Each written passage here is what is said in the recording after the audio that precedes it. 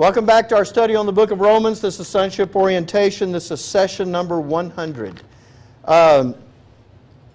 We've seen everything that I wanted us to see about the Ephesians 4:1 passage about walk worthy of the vocation where you're called. And I talked about that your walk, you discover over there that your walk is connected with that vocation, and that everything that you do is going to have an impact on that.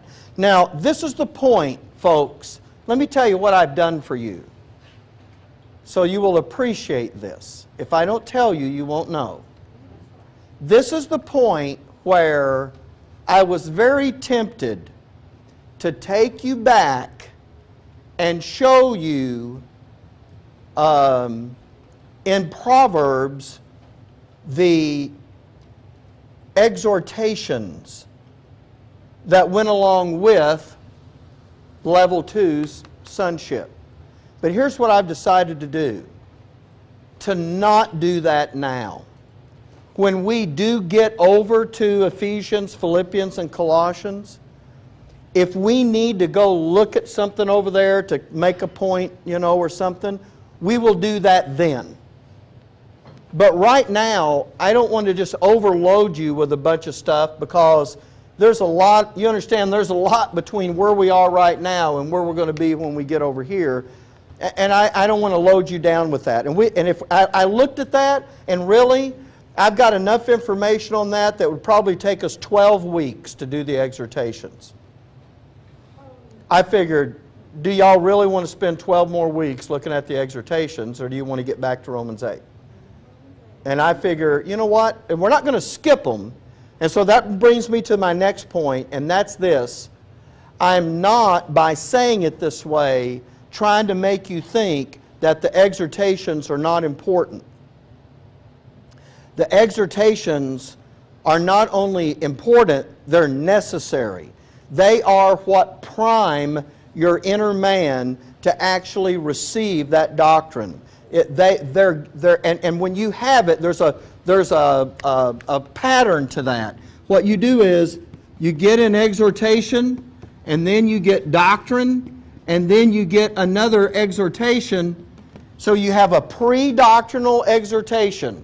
This one is meant to say to you, hey, this is how important what you're about to hear is. You really need to pay attention to this. Then you get the doctrine. After that, this post-doctrinal exhortation says to you, now do you see how this doctrine actually goes to work for you? Do you get it? Do you see where this fits and how you utilize it and what good it is? And I know that doesn't, and that really sells it short, but really, if all you do is just strip the doctrine out of the passages, it won't work in you like it's supposed to. I know that sounds crazy, but without the exhortation, it doesn't work like it's supposed to. So those by skipping those exhortations back in Proverbs for now, I'm not trying to say they're not important, but those aren't even ours. Ours are sitting over in Paul's epistles. We're not going to skip a single one of those. We're going to see every one of them. Okay. I just want to be sure and kind of make that point. Now, to put this on the board, here's what I do. I just want to show you, though, because you may be saying, if you're doing what I do, if you mark in your Bible, well, where does this part apply? And all of that kind of bit. Let me put a couple of things on the board that will kind of show you that. Proverbs chapter 6.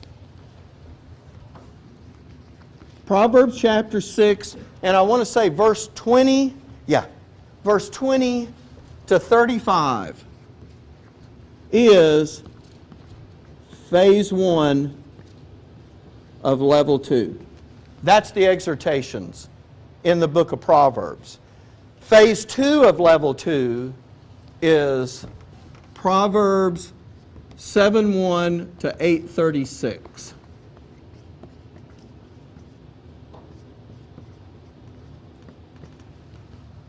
So if you want to go over there and read those on your own, that won't hurt you at all. You know that. And you can go over and look at that, and you might actually get some insight over there. that, you know, you'll look at that and you say, well, I'm really glad I came over and spent the time on this. You're not going to be wasting your time at all, and I don't want to give you that impression. But for level 2, this is all of level 2 in the exhortation. And I guess I ought to... The exhortations in Israel's program for level 2 sonship are these right here, phase 1, phase 2. Now, here's the doctrine. If you're going to look at doctrine in the book of Proverbs, if you want to know where Israel's doctrine is for level 2, and I don't have that broken into phase 1 and phase 2, but that's going to be Proverbs chapter 20 to 24. And that is both phase 1 and phase 2 of level 2. That's where the doctrine sits in the book of Proverbs that goes along with these exhortations. Now, we have not gone over to Proverbs, the doctrinal area. You know, their doctrine is different from ours, so we haven't taken any time to do that. And I don't plan on going over there and doing that. It's just that I know that some of you are saying, I would like to know how all this divides up in the book of Proverbs. Well, there you go. And that'll give you an idea. Do you understand what I'm saying? Do you understand what I just put on the board? Yeah. Does anybody not understand what I just put on the board? Okay, just want to make sure. I'm not trying to confuse you with a bunch of stuff you don't want, but I figured somebody would kind of want to know that, and so that's why I went ahead and put it up there. Okay, so when you get into phase 2 of level 2, you already know this, you're developing a reputation. But here's my big question for you. Is that the first time you're told that you have a reputation? The answer is no. You're actually told that you have a reputation starting before this. Anybody want to take a big guess about where that is?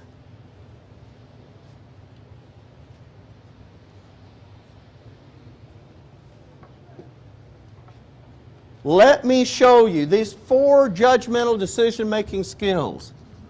Wisdom, justice,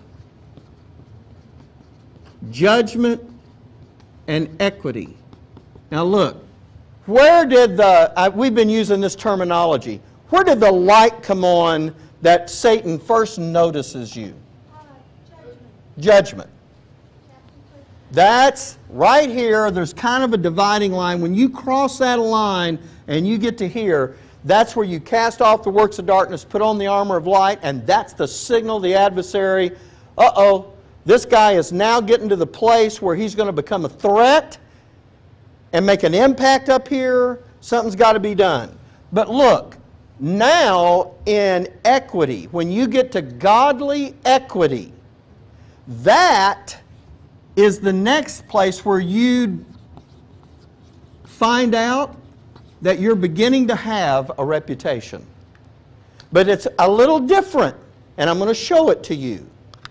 Now, when I talk about godly equity, somebody tell me, remember we did orientation on this, what is equity? Remember we kind of went through these 4 terms. You knew what justice was, that was determining right and wrong based on somebody's norms and standards. Judgment was the ability to make a decision out of many choices, none of which are necessarily wrong, and knowing which one is best. And equity, what is equity? What is making that? What is making an equitable judgmental decision?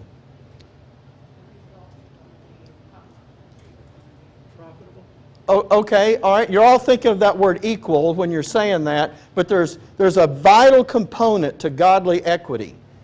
You're right, but you need to carry it to this last place. Godly equity always concerns other people. If you're going to talk about that equal status, actually, you talk about equity, that's where you learn that you're going to have to put other people ahead of you. And here's the second part of that. Other people are more important than you. More important than you. I have to think that you're more important than I am. You have to think I'm more important than you are. Why? Because look, there is something more at stake out there than just what I like or what I dislike or what gets on my nerves or what doesn't get on my nerves. You understand what I'm saying? It can't be about that. Now, what we're involved in has to be bigger than us, and we have to look at the other person. Let me take you to the book of Romans, where you're going to be taught about godly equity, and let me show you this. Romans 14, look at verse 13. Let us not therefore judge one another anymore, but judge this rather, that no man put a stumbling block or an occasion to fall in his brother's way. And there are ways in which that's going to happen. What you're doing isn't sinful, but it is going to be a stumbling block to a brother. And he says, let's not do that. You know what that is? That's equity. That's preferring that other person. That's being able to see them in the light that your Father wants you to see. Now what I'm going to do is I'm going to drop you down from verse 13 in the chapter, and I'm going to drop you down to verse 18. I want you to watch it with me. For he that in these things serveth Christ is acceptable to God and approved of men. Now, before, because I wouldn't have realized this was an educational curriculum, I would have just looked at that and said, you know what that's saying? That if we serve Jesus, then we're acceptable to God and approved of men. That's the way I would have read that. I had no idea that that was all in the context of teaching me godly equity. Those are the things in these things. What things? The things he just talked about, how to treat those that are around you, how you're supposed to view them and see them. And he talks about, and he that in these things serveth Christ. In other words, as you have a choice, and you could have done this, but it would have been a stumbling block to your brother, and you chose not to do that, he calls that serving Christ. Do you see? And he says, and when you do that, here's what you are. The first thing is, you're acceptable to God. And the second thing he says is, you're approved unto men. Now, if men are going to approve you, don't they have to see something? No way to do it without observing something, right? And that means that when you get to this point, folks, again, when we go through the education, you'll see the details of it. Right now, just telling you, but when you get to this point and godly equity begins to happen in your life, people see the decisions that you make, and they see why you're making those decisions. In fact, they'll even ask you, they'll go, why in the world did you do that? And you'll say, because, and you'll give them that reason out of godly equity. And they're going to look at that and they're going to begin to say, wow, now that is something. And that's the first place that that you've talked about, that God, by the way, when he says acceptable to God, now Bob and I talked about this a little bit at the break. That is a marker that your Heavenly Father is looking for, that when you can make that equitable decision with the other guy in mind instead of yourself, then your Father says, that's what I was looking for. This is what I was looking for. This is a son that's got this. And now you're acceptable to God, but that thing now makes you approved of men. But what do you notice? I'm telling you this, but you already know about your reputation over here. So what do you know happens from here to here? What do you know? Huh? I'm sorry, lose what? Lose the approval? You know, in the eyes of the world, we will, but there's something else I'm wanting you to see. Well, you're on the radar, you are. Your reputation in level 1 starts out with who? With men. By the time you get to the end of level 2, your reputation has grown and broadened, and now your reputation is where? In the heavenly places. Do you see how it's think of it like this. A guy is local, And it's just the folks that are around him that really appreciate the work that he does, and he gets a good reputation. But as time goes by and the word gets out, that reputation goes out from there, and your reputation, by the time you get here, you do have a reputation before other... This men, by the way, is that just everybody in general, or is that other sons? See, won't a son look at, you know, here, let's take Clifford, for instance. Here's Clifford, and he starts out over here, and he's making equitable decisions, and maybe there's someone that he does something, and they go, I don't understand that. But you know what? Karen will understand that. And she'll look at that, and she'll go, he's making an equitable decision. Now, that's going to be approved of men. But God knows your reputation is not going to stop there. That reputation is going to go all the way to the heavenly places. Now, you're on the radar. You've been on the radar since here. Now you start getting noticed, and people here begin to talk about you. But your Father says, before this thing is over, I want angels talking about you. But it has to start somewhere. Doesn't that kind of make sense? Okay, Teresa? Is it this, the first reputation among men, that's other sons, but isn't this where we kind of back away from the world because they're the ones that's going to think we're... That's right. That's right. The world, and I think that's what you were referring to a while ago, the world is going to think you're nuts. Right. The wisdom that we have, the world will look at and go, oh man, that's crazy. I'm not worried about... That's right. But you do have a reputation with sons, and you'll have a reputation, and I think that's what we're talking about here, because who else even understands that? Could you see trying to explain? Someone says, "Why'd you do that?" You go, "Well, because that decision-making skill of godly equity over there in Romans 14 was." Can you imagine what they would be thinking? They would be looking at you like you were nuts. Yes, so you're right. Yes, they're right. So you start out, and to me this is, and by the way, when it talks about our reputation with angels, the Bible doesn't say we still don't have a reputation with men. It's just saying it's gone beyond that. It's gone. So here's what you really have. You have a reputation with men, you have a reputation with God, and now you're going to have a reputation with the angels. Both good and bad. And the good ones are looking at you going, oh boy, I can't wait for that one to get up here.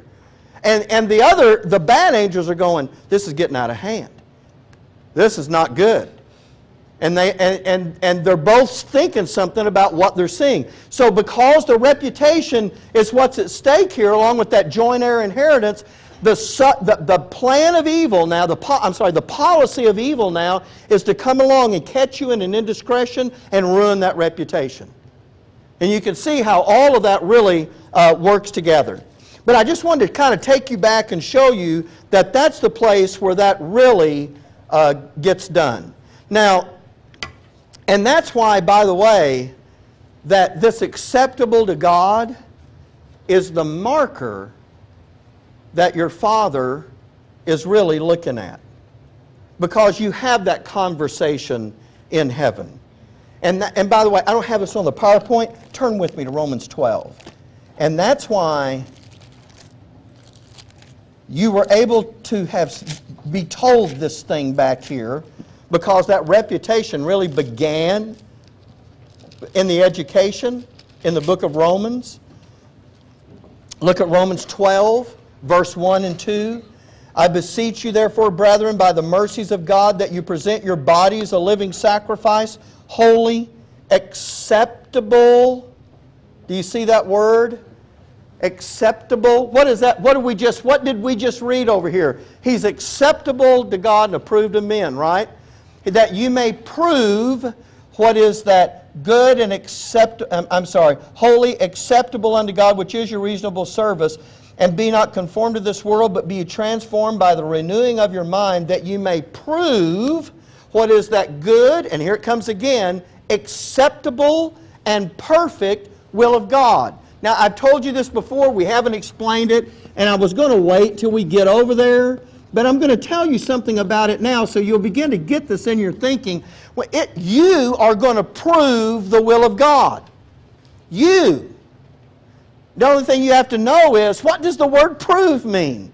Because we normally think of the word prove in only one way, and that is to mount an argument to defend a point. I'm proving this, right? But this is not the way prove is being used here. This word prove can be said this: to demonstrate or to manifest. What does it mean to make something manifest? Bring it to life. There you go. Bring it to light. Show it off. Put it in the display window. You are going to put the will of God on display. How? By having your mind renewed, godly thinking. You know what? That's not about God saying, okay, I've got one little path that you can take. This is who you've got to marry. This is the work you've got to do. This is where you've got to go to school. This is the neighborhood you have to live in. This is the car you have to buy. This is the kind of clothes you need to wear. You understand what I'm saying? There are people that are determinists who think that God has only one perfect will mapped out for you, and if you ever get off that track anywhere along the way, you'll never get back on, and woe is you. Your Father doesn't give you His will that way. Here's what He says, that because of this renewing of your mind, you're going to prove, in other words, you're going to demonstrate what His will is. Isn't that great? You're going to make His will manifest. How do you know God doesn't already map you out? How do you know He doesn't control what car you buy? You carry it a little further. As a son, man has free will, but as a son, what do you have? You have liberty in decision making. So He's saying, now by the way, isn't that what these skills are about? You have a lot of different things you could do. One of them's better than another one, but none of them are wrong. So you know what you're getting? An education in how to make those decisions. God says, you know what? You're the one that's going to put my will on display. Now that's an awesome responsibility. Okay, and we'll talk more about it when we get over to Romans 12. The point I want to make is this. When you come to understand that back here, you're really getting something more than just 4 really neat decision-making skills. I mean, that is true. But now you're going to see how these decision-making skills impact more than just you. They're going to impact others. And that's why when you get over here and that reputation has gone to the heavenly places and you're being scrutinized, that's why you have to have discretion so that you understand the things I do, even when I'm, quote, off the clock, are going to impact my vocation up there in the heavenly places, and I can't separate that out anymore. You'll look back and you'll go, I used to could do that. I can't do that anymore. Now, and I got what I think is a really good way to give you an analogy for that. It's like a woman who is pregnant. Now, a whole lot of decisions that she makes about herself are impacting more than just her. It's impacting her baby, right? See, it's bigger than her now. You know, and so that's not a perfect illustration, but I think it's a good one to say that once you cross that line, you can't go back. And here we are. That was kind of ridiculous, wasn't it? Of course. You can't go back. I would be kind of like being a little bit pregnant. I don't know how you do that. Once you get over here, you realize you go from here. By the way, just to clarify, when you're coming down through here, when you finish up with godly equity, it is only just now dawning on you that you're starting to have a reputation. You don't know how far it's going yet. Well, you do, because I've already blabbed about what's in the next level. But as you go through the curriculum, you would just go, you know what? It would just be occurring to you. You don't even know in fact, the word conversation that you haven't had, you don't even know about that word yet. Hasn't been given to you. So you're just finding out, I've got a reputation. The only thing you really know is I'm acceptable to God and I'm approved of men. I mean, you're just kind of getting the first taste of that. And because of that, and because you have these 4 decision-making skills, there is this tendency for you to get the big head right here and go, I have arrived. And I tell you what, I am so far ahead of the rest of the universe. And it's not that you don't have anything. You do have something. But your little is not a lot. You just don't know that yet. So very quickly, your Father has to move you from here to give you subtlety so that you can see really where you are in the midst of all of this. Because as long as you're one-dimensional, you get to think, you're like, I don't know, you're like a kid that graduated high school and he thinks he's the smartest guy on the planet. I've always said that's the smartest you'll ever be. Because after that, you find out some things that you weren't quite as smart as you thought. You get dumber. Here's what happens when you graduate high school. As time goes by, you not only get dumber, but your parents get smarter. But before, they knew nothing. Okay.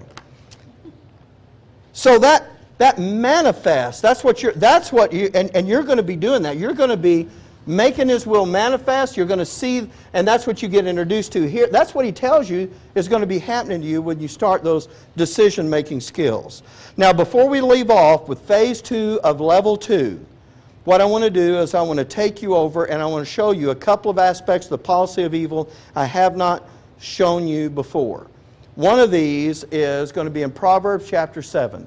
Say unto wisdom, thou art my sister, and call understanding thy kinswoman. There is a reason that the writer here says, call wisdom your sister. I want you to notice what's in the same and understanding your kinswoman. You know what that means, a relative. Look at verse 5. That they may keep thee from the strange woman, from the stranger which flattereth with her words. And this woman is going to entice the son. And if he's not spending time with his sister and his niece, wisdom and understanding, he's going to get caught spending time with the strange woman. And if that happens, he's going to get trapped. Here, look at these next verses. I have decked my bed with coverings of tapestry, with carved works, with fine linen of Egypt. Come, let us take our fill of love till the morning. Let us solace ourselves with loves. With her much fair speech she caused him to yield. With the flattering of her lips she forced him. He goeth after her straightway, as an ox goeth to the slaughter, or as a fool to the correction of the stocks. You know, he has no idea what's in store for him. But you know what? She's got all these allurements. But you notice, and I told you that your father, one of the things he was going to do is he was going to make his wisdom more alluring than Satan's wisdom, counterfeit wisdom. But it's alluring in a different way. And there, back here, is the way. It's different. Satan's wisdom he compares to that lustful, burning, desire for this strange woman. But you know what he says about his wisdom? The way you're going to look at this wisdom is not that way. But you're going to look at her like a brother looks at a sister. Now, what does a brother think about a sister? Especially if he's older. You know what he's thinking? Nobody's going to mess with my sister. Yes, I put frogs in her bed and I squirted her with the water hose, but nobody else is going to mess with her, right? I did that with my kids. I taught my 2 boys at school, anybody messes with your sister and you don't get involved, you're going to have trouble when you get home. But the thing is, they didn't need much egging on. Well, you know, that's the way a brother, you know what? He sees her and he says, I care about her, I value her, and I'm going to protect her. By the way, that's what the Song of Solomon's about. Those brothers of the Shulamite woman, you know what they're doing? They're looking at these suitors, and you know what they're doing? They're culling them out. Nope, nope, nope. And she's not happy about it. You just don't want me to be happy. I'm reminded of that insurance commercial where things just vanish. And the dad is upstairs at his bedroom, he's looking out the window, and some boy pulls up in his convertible car, and remember the girl's walking out? And just as she gets out there, the convertible and the boy go, poof, and the dad just gets this smile on his, a cunning smile on his face. You know, a brother looks at his sister and he says, I'm not letting anything happen to her. I'm protecting her. She occupies a place with me. And the thing is, what you're taught in these exhortations is, you're either going to be spending time with your sister, or you'll be spending time with a strange woman. One of the two. And if someone looks at a son to say, why is he spending so much time with her? So what's his sister? They go, oh. See, no big deal. But the thing is, that relationship is different. And I'm just pointing that out to say that it really is a different relationship. Okay, now I want to take you back to this other thing that we saw, and that is redeeming the time because the days are evil. I'm bringing you back to this because this is sitting in phase 2 of level 2 of your sonship, and I do want to talk about this just a little bit. That article, the, that's talked about over there, redeeming the time. Let me give this to you in a context so we can see it. Let me put it up here. See then that you walk circumspectly, not as fools, but as wise, redeeming the time, because the days are evil. Wherefore, be ye not unwise, but understanding what the will of the Lord is, and be not drunk with wine wherein is excess, but be filled with the Spirit. Now there's a whole lot of stuff in here, but the thing that I want to talk to you about here is when it says that the days are evil, it's not just talking about the fact that evil is in the world. Folks, evil has been in the world since Adam fell. Actually, evil was in the world before Adam fell. That serpent was in the garden, and Satan was at work. So it's not just talking about a specific time. It's not just talking about the days are evil. Look at what this is in the context. The days are evil in the context of how you spend your time. Walking circumspectly. Remember I told you about that cat with the bulldog on either side. He's walking on the top of that fence. He's watching every step, making sure, because he knows he can't slip because there are consequences to that. And he says, walk circumspectly. Pay attention. And when we talk about circumspectly, here's the word I want you to have. Cautiously. Cautiously. Over here is a level 2, phase 2 son. You're going to walk cautiously. And that cautiously has to do with redeeming or buying to yourself the time that you have. Because here's what the policy of evil is going to attempt to do. Manipulate your time so that you cannot do one or both of two things. One is to be in Bible class for you to get it. Now some things come up, you can't help that. Bud works every other week. But you know what? He gets the DVD, he can catch up. Lynn and them are gone on vacation today. You know what they'll do when they come back? They'll get the DVD and they'll catch up. I get it. But something will come along like Gloria talked about one time, where there was an opportunity to go do something that she really enjoyed doing, but you know what it would do? It would take her out of here every Sunday. So Gloria made a really good decision. And you have to understand how good that is.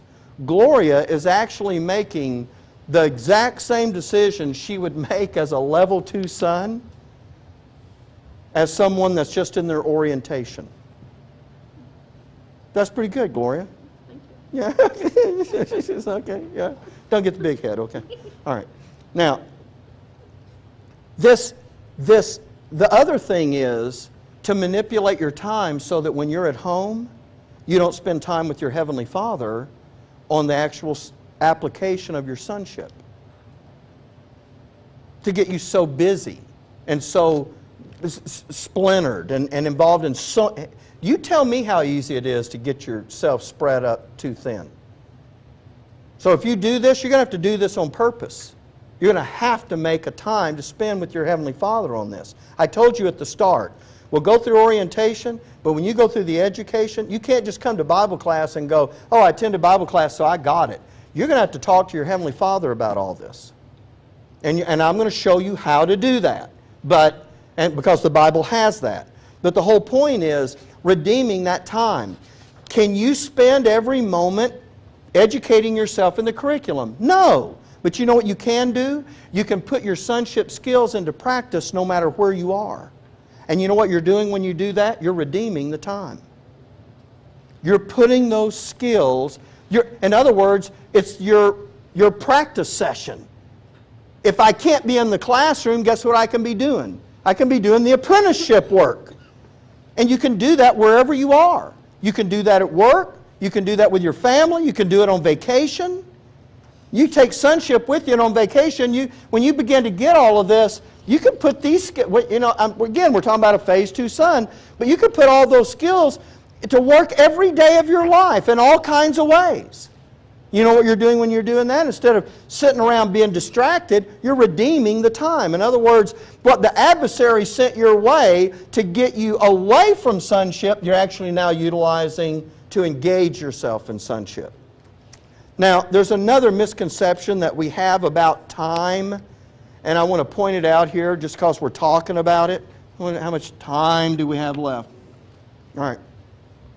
And that is this idea that time is going to be done away with. That is erroneous. There is going to be time all through eternity. Now, I know right now you're thinking about, Brother Mike, that ain't right, because there's that verse over there that says time will be no more. The Bible does not make that statement. That came out of a hymn in the hymn book. The Bible doesn't make that statement. But we've heard it so often, and we've got it repeated so often, we think that came out of the Bible. I am going to show you where that hymn writer got something, but he didn't look at what he was reading. So let me just show this to you, because I want you to understand this thing about time. Because I hear people say this all the time. In fact, one of those radio interviews I did, some guy called in and he said, well, we know that time is going to be done away with. And I just, I'm sitting there in my office, it's late at night, and I'm on the radio. But when he went there, I just hung my head and I thought, time is not going to be done away with. And I'll show you. Revelation 8 is the start of the 7 trumpets. Look, let's do this very quickly. You have, in the book of Revelation, you are taken all the way through the day of wrath under different designations. You're taken through under seals, and then you come back around, you're taken through under trumpets, you come back around, you're taken through under vials. You remember there were 7 vials, 7 trumpets, 7 seals. Those are not chronological. Those are showing you different aspects of the day of wrath as it takes you from beginning to end all the way through the day of wrath. The 7 trumpets do the exact same thing. In fact, he's going to tell you that, and we're going to read it. So just to show you, I'm going to give you the first 3 trumpets, or the angels sounding these trumpets, and then we're going to jump to the end. And the 7 angels, which had the 7 trumpets, prepared themselves to sound. The first angel sounded, and there followed hail and fire mingled with blood, and they were cast upon the earth, and a third part of the trees was burnt up, and all the green grass was burnt up. And the second angel sounded, and as it were a great mountain burning with fire was cast into the sea, and a third part of the sea became blood, and a third part of the creatures which were in the sea and had life died, and a third part of the ships were destroyed. And the third angel sounded, and there fell a great star from heaven, burning as it were a lamp, and it fell upon the third part of the rivers, on the fountains of waters, and the name of the star is called Wormwood, and a third part of the waters became wormwood, and many men died of the waters because they were made bitter. And when the Bible used the word bitter there, it's talking about the fact they were poisoned. Now you understand these don't all happen one day and the next one the next day. This happens throughout the 7 years of the day of wrath. And you can go to other places in the book of Revelation and spot on a timeline where these are. Now what I want to do is to jump you toward the end of these angels. We're going to go to angel number 6. Revelation 9:13. And the sixth angel sounded. And I heard a voice from the four horns of the golden altar which is before God, saying to the sixth angel which had the trumpet, Loose the four angels which are bound in the great river Euphrates. And the four angels were loosed, which were prepared for an hour and a day and a month and a year for to slay the third part of men. Now, that is the sixth angel. What I'm going to do now is to move you to the seventh angel that's going to be in the next chapter. Chapter 10, verse 1, And I saw another mighty angel come down from heaven. Now you say, oh, it didn't say he was the seventh angel. It's going to tell you that at the end of the passage. It just didn't say it at the first. And I saw another mighty angel come down from heaven, clothed with a cloud, and a rainbow was upon his head, and his face was as it were the sun, and his feet as pillars of fire, and he had in his hand a little book open. And he set his right foot upon the sea and his left foot upon the earth. Now, wait a minute. Let's just think with me here. If we're doing the thing on the angels sounding the trumpets, and you started with the first, the second, the third, the fourth, the fifth, the sixth, and you did the sixth at the end of chapter 9, now you're in chapter 10, and another angel comes down, which he's about to call the seventh angel. Where do you suppose in the day of wrath you are? Well, of course. And he's going to use that very word to tell you about it. I just want you to get a sense that we didn't do seven angels just to show them to you. There's a sequence of events that takes you from beginning to end of the thing here. And he has this little book open, and his right foot upon the sea and his left foot on the earth. And he cried with a loud voice as when a lion roareth. And when he had cried, seven thunders uttered their voices. And when the seven thunders had uttered their voices, I was about to write. And I heard a voice from heaven saying unto me, Seal up those things which the seven thunders uttered, and write them not. Now that was a voice from heaven, not the angel, but the voice from heaven. I just want to make that distinction. Next verse. And the angel which I saw stand upon the sea and upon the earth lifted up his hand to heaven and sware by him that liveth forever and ever, who created heaven and the things that therein are, and the earth and the things that therein are, and the sea and the things which are therein, that there should be time no longer. Now, I'm going to tell you, we're going to keep reading, but there's where that phrase comes from.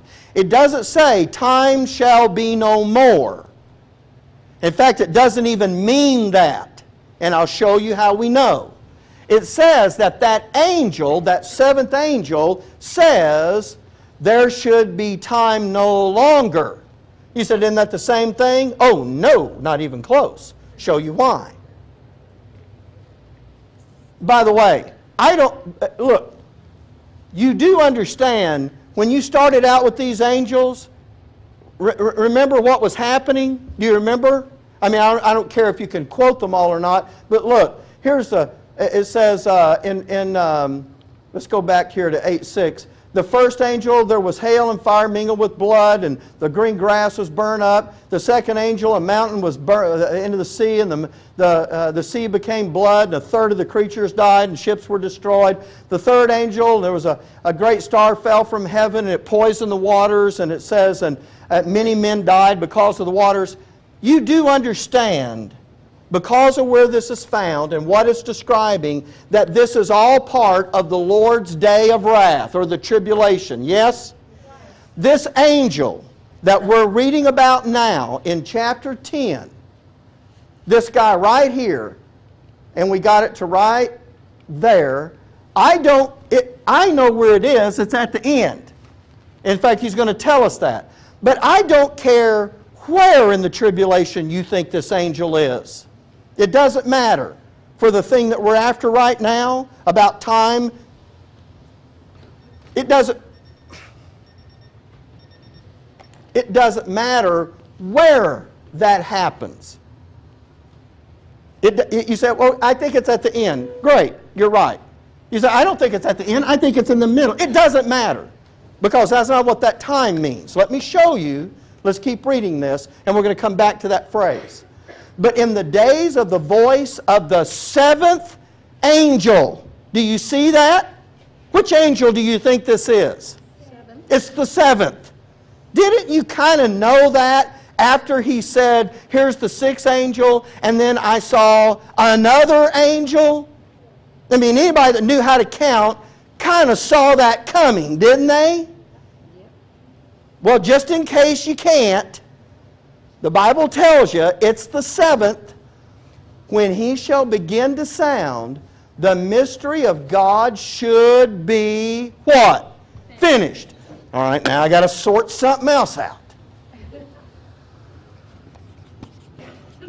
Do not confuse the mystery of God in God's program with Israel with the mystery of Christ given to you in the dispensation of grace.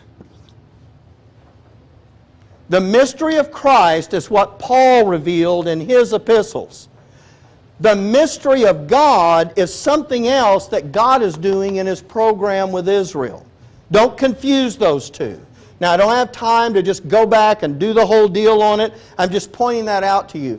But he says, when that seventh angel begins to sound, the mystery of God should be finished as he declared to his servants, the prophets. Yes? That means this is part of the prophetic program. Yes? It means it belongs to Israel. Yes? Okay, we know that. Now, let's see if I've got one more to give you here. No. So when he says this, I guess I've gone as far as I'm going, so let me back this up. So when you're right here, and I don't care where along this line you think he is, let's put it right here at the very end. Time should be no longer. I'm going to tell you what this means, because I'm out of time, so I'm just got to zip it up. He is talking about the fact that the time allotted for the day of wrath, there is no more time left. It's ended. This is the end of it. He's not talking about there's not going to be any more time at all. That time is going to stop. How do you know that? Because what follows the tribulation? Well, the second advent follows, doesn't it? Doesn't the Bible give you in Daniel a list of days that tells you how long from the abomination of desolation until the second advent shows up? Doesn't it give you a list of days over there? Oh my goodness. Now you not only have a 1,260 days that comprise the last half, you have a 1,290 days, and then you have a 1,335 days that takes you all the way out to the Advent. Well, if you have days happening after the seventh angel, do you still have time? Let me ask you this one. In the millennium, how long does the millennium run? If you don't have any time, it can't be anything, can it? In the millennium, do you still have seasons? Do you still have months? Don't you still have feast days that get observed in the millennium? Well, don't those happen at a certain time on the calendar? How in the world then, at the end of the day of wrath, can you say there's no more time? When for 1,000 years you've got time. Yes? There is no other statement about time. You can just get your concordance or your sword searcher and go through. That's it. That hymn writer took that verse right there out of Revelation, where actually what the seventh angel is saying is, time's up for what's going on with these seven angels. Time's up. just because at the ball game the clock goes to 0, does time go away in the world? Well, you've got a clock in the tribulation. And when time runs out, guess what? It doesn't say the time will be no more. It says time should be no what? Longer. It's run out. That's it. Now you're going to move to the next part. So I'm just trying to say, we've got this idea in our head, well, God's going to do away with time. No, He's not. You're going to have time in the ages to come. All right. Here's the last one. I just do it so we can finish this. Proverbs 22:24. Make no friendship with an angry man, with a furious man. Thou shalt not go, lest thou learn his ways and get a snare to thy soul. And one of the things about discretion does, and you need to read the notes because I'm just doing the verses and letting it go. One of the things you learn about this, about discretion, is who you hang out with has an impact on your reputation. Boy, I'm telling you. So, you know what? Here's the deal. But, by the way, why does he want him to hang out with an angry man? Because you know what? You'll pick something up from him. Not only that, if you're palling with him, when he does something, folks lump you right in with it. So that's another thing that you learn over there. And then, well, let's see, is that the last verse? I'd take you back. Worthy of the vocation, you're going to learn that when you get over there to phase 2. And here's that last thing about walking circumspectly. I gave you a definition at the end. It means watchful on all sides, attentive to everything, cautious, heedful of all the circumstances that may affect action or decision. Well, I love the way Krabs put that. That's exactly what's going to be happening with us. So, now, this is the part where I was supposed to say, are there any questions? But here's what I'm going to do, because time ran out. I'm going to start the session next week to give you an opportunity. If you have questions about level 2, the things that we've covered in level 2, I want you to ask those questions next week and we'll get them answered and we'll move into level 3. I'm not expecting you to know everything in level 2. I'm just saying the things that we've talked about, do you understand what I'm laying out there? Okay, Bud. Okay, we'll give you a special dispensation. How will the angels be able to discern how we're conducting ourselves? Because they'll be watching you. I know, but how will they be able to discern it? How will they be able to discern? Well, from what you do. They'll see the decisions that you make about things, and they'll know from that. I mean, you know, when you just talk about that they don't have the capacity to be godly edified. Right, right. Okay. I see what you're asking now. Yeah. All right, well, so here's the deal. Angels do have some understanding. Based on, and that's why Paul is going to teach you how angels think. Because once you know, you're going to be ordering them around anyway. You're going to have to know how their thinking is, because no, they can't be edified like we are. But they do know some things. There's some bit of built-in information. And, you know, if, you know, Gloria made a good decision, so let me just use that again. What if Gloria had said, oh, you know what, I love to sing, so I'm going to go do this, and I'll just be gone every Sunday. It wouldn't take long, no matter what her intentions, it wouldn't take long before Gloria wouldn't think about coming back at all. The importance of sonship would diminish away. The angels would know enough to see that and go that they're not going to get educated enough to do what we need them to do. They do know that much. And so, you know, from that standpoint. And so they'll look at our conduct, our behavior, they'll hear the words that we're going to say. And it's not that, it's not they don't know anything, but no, you're absolutely right when you say they have no capacity to be educated in godliness. That's absolutely true.